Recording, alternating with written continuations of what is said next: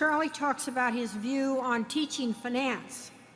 He says that he would use the histories of 100 or so companies that did something right or wrong as a basis for teaching the course. Could each of you, we'll start with Charlie, give us an example or two from either category, right moves or wrong moves? I predict Charlie's going to talk about Costco. Go ahead, Charlie. Well, Costco, of course, is a business that became the best in the world in its category. And it did it with an extreme meritocracy and an extreme ethical duty, self-imposed, to take all its cost advantages as fast as it could accumulate them and pass them on to the customers. And of course that created ferocious customer loyalty. And it's been a wonderful business to watch. And of course strange things happen when you do that and do that long enough. Costco has one store in Korea that will do over 400 million in sales this year. These are figures that can't exist in retailing, but of course they do.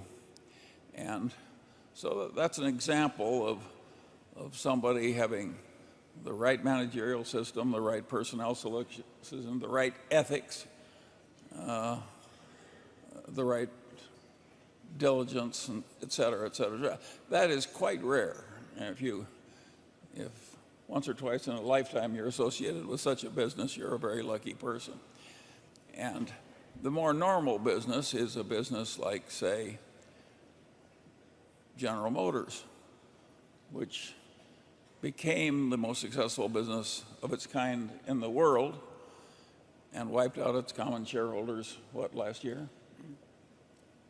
That is a very interesting story, and if I were teaching a business school, I would have value line type figures that took people through the entire history of General Motors, and I would try and relate the changes in the graph and in the data to what happened in the business.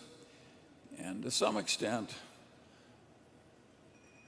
they faced a really difficult problem.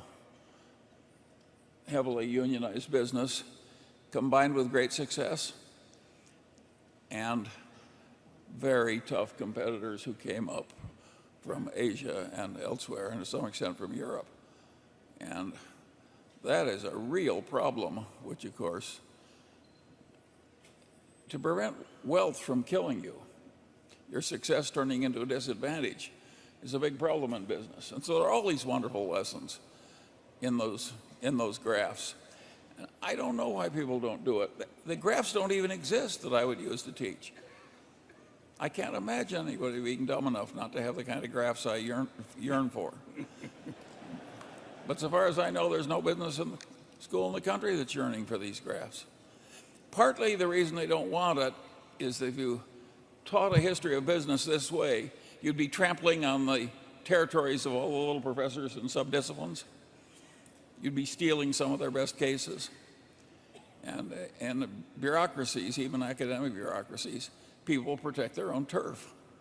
And of course, a lot of that happened in General Motors.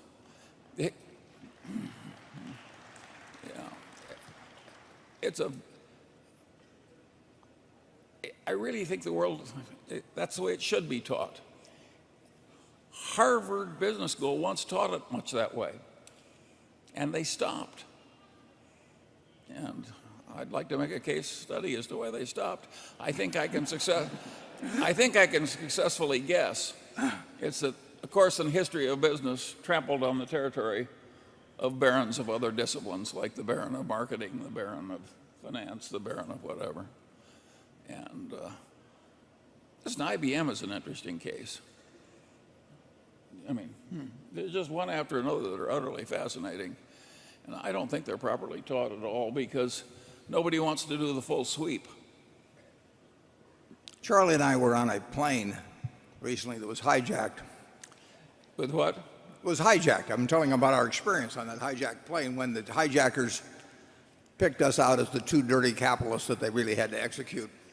But they were a little abashed about it. They didn't really have anything against us. So they said that each of us would be given one request before they shot us. And they turned to Charlie and they said, "What would you like as your request?" Charlie said, "I would like to give once more my speech on the virtues of Costco with illustrations." And the hijacker said, "Well, that sounds pretty reasonable to me." And he turned to me and said, "And what would you like, Mr. Buffett?" And I said, "Shoot me first."